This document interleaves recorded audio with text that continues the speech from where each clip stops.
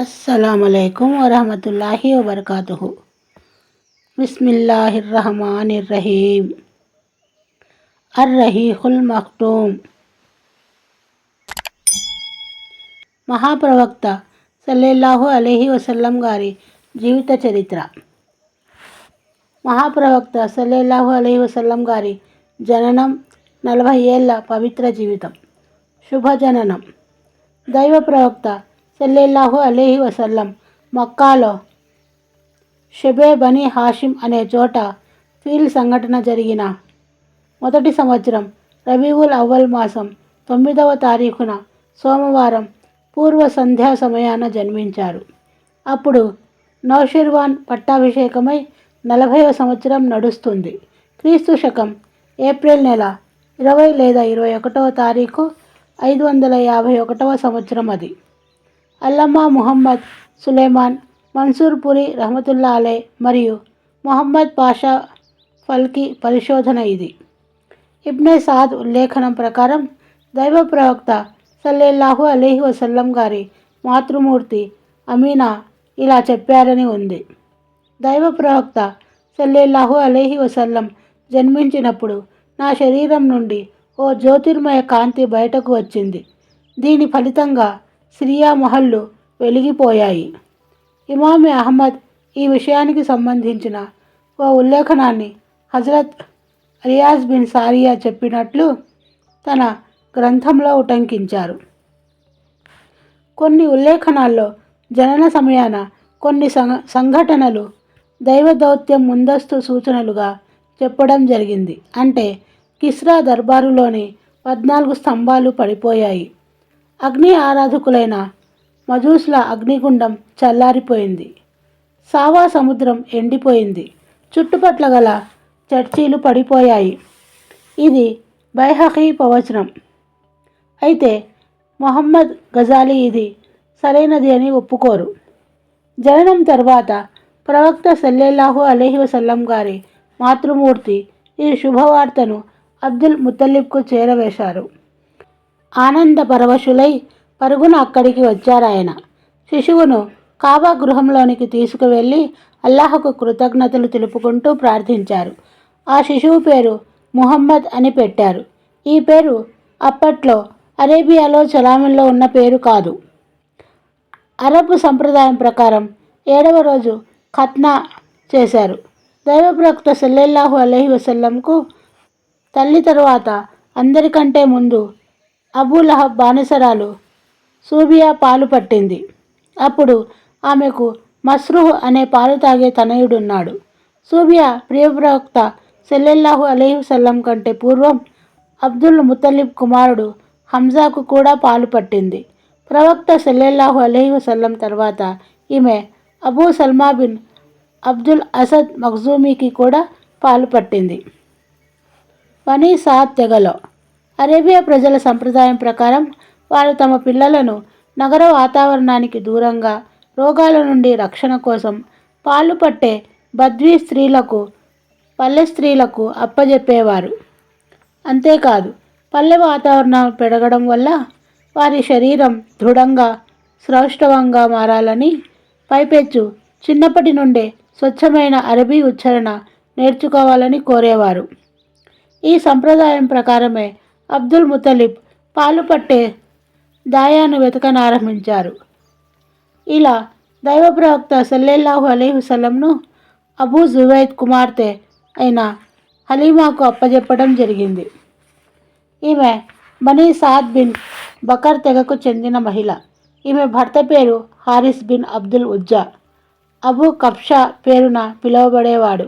ఈయన కూడా బనీ సాద్ తెగలోని వ్యక్తే. తల్లిపాలు తాగే విషయంగా దైవ ప్రవక్త సల్లల్లాహు అలైహి వసల్లంకు సోదరులైన హారిస్ సంతానం వీరు అబ్దుల్లా, అనీసా, హజాఫా లేక జజామా. ఈమెకే షైమా అనే బిరుదు కూడా ఉంది. ఈ పేరునే ఈమె బాగా గుర్తించబడేది. ఈ అమ్మాయి దైవ ప్రవక్త సల్లల్లాహు అలైహి వసల్లంను ఎత్తుకొని ఆడించేది. వీరే కాకుండా అబ్దుల్ ముత్తలిబ్ కుమారుడైన హారిస్ తనయుడు అబూ సుఫియాన్, ఈయన ప్రవక్త సల్లల్లాహు అలైహి వసల్లంకు పినతండ్రి కుమారుడు కూడా హలీమా పాలు తాగడం వలన ఈయన సల్లల్లాహు అలైహి వసల్లంకు సోదరుడే. దైవ ప్రవక్త సల్లల్లాహు అలైహి వసల్లం పినతండ్రి హజరత్ హంజా బిన్ అబ్దుల్ ముతలిబ్ కూడా చిన్నప్పుడు బను సాద్ తెగకు చెందిన ఓ మహిళకు పాలు పట్టే విషయమై చెప్పబడిన వారే. ఈ మహిళ కూడా ఓ రోజున హలీమా ఒడిలో ఉన్న దైవ ప్రవక్త సల్లల్లాహు అలైహి వసల్లంను ఎత్తుకొని పాలు పట్టేసింది. ఇలా దైవ ప్రవక్త సల్లల్లాహు అలైహి వసల్లం హజరత్ హంజాకు రెండు వైపుల నుండి సోదరుడవుతారు. ఒకటి సూబియా మధ్యమంగా, రెండు బను సాద్కు చెందిన ఈ మహిళ మాధ్యమంగా. పాలు పట్టే కాలంలో హజరత్ హలీమా దైవ ప్రవక్త సల్లల్లాహు అలైహి వసల్లం గారి వలన కలిగిన శుభాలను చూసి సంభ్రమాచార్యాలకు గురైనది. హజరత్ హలీమా ఇలా చెప్పారని ఇబ్నే ఇస్హాక్ ఉల్లేఖించారు.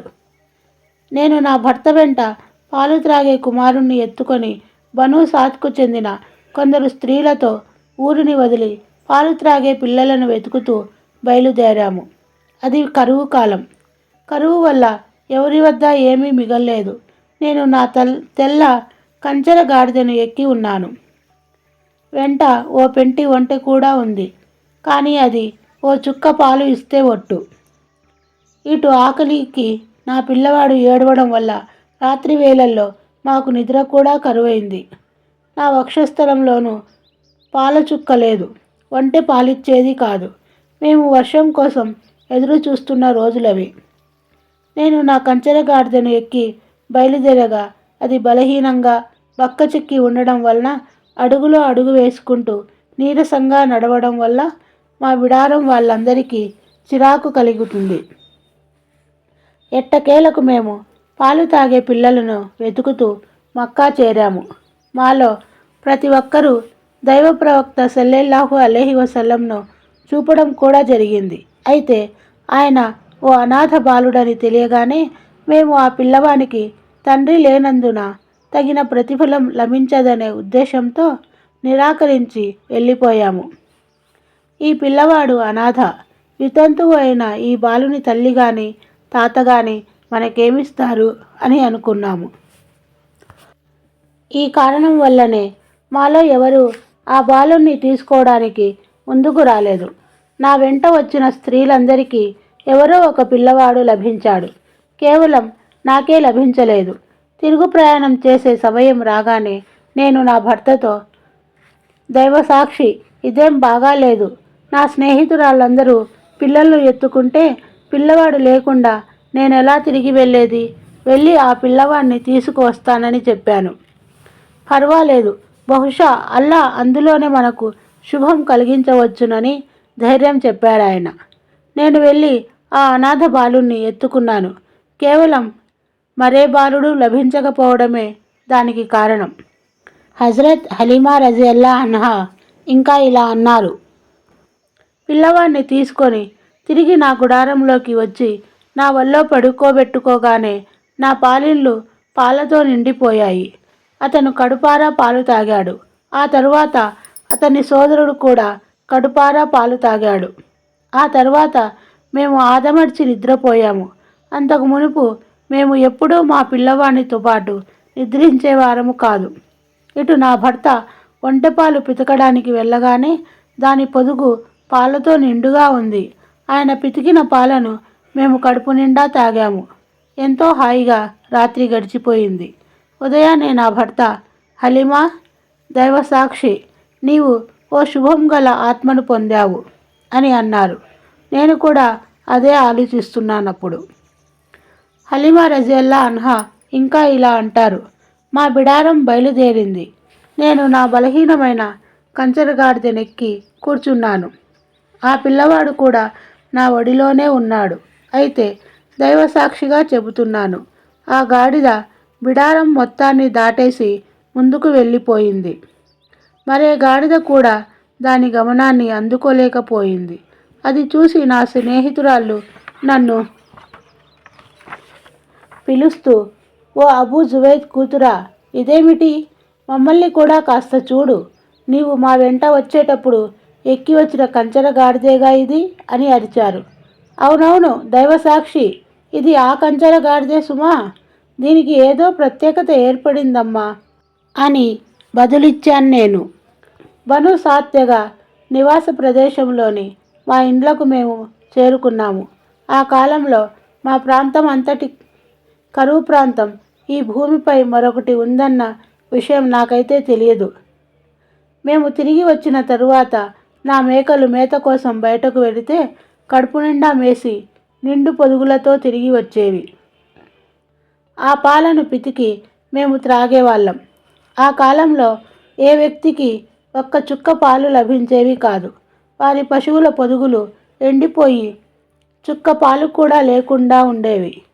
చివరికి మా జాతి ప్రజలు తమ పశు కాపరులతో, మూర్ఖుల్లారా, అబూ జువైద్ కూతురి కాపరి పశువుల్ని ఎక్కడ మేపుతున్నాడో అక్కడికే మీరు కూడా తీసుకువెళ్ళి మేపండని చెప్పి మరీ పంపేవారు.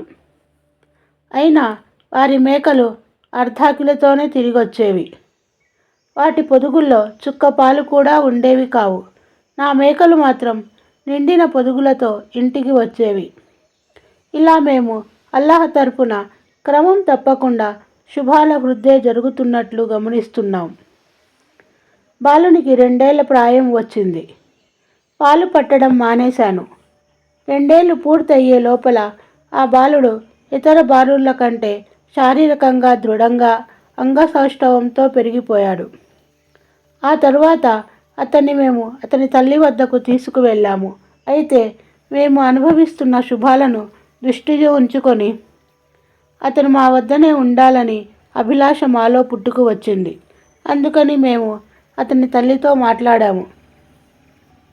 అమ్మ, ఈ పిల్లవాన్ని ఇంకొంత ఆరోగ్యవంతుడు, మరింత శారీరక దారుఢ్యం వచ్చే వరకు మా దగ్గరనే ఎందుకుంచరు? మక్కాలోని వ్యాధుల గురించి మాకు భయంగా ఉంది అని వేడుకున్నాము. మా అభ్యర్థన మరియు ప్రోద్బలంతో ఆమె తిరిగి పిల్లవాన్ని మా వెంట పంపడానికి ఇష్టపడింది. షక్కే సద్ర్, వక్షస్థలం చీల్చే సంఘటన గురించి మనం రేపు తెలుసుకుందాము.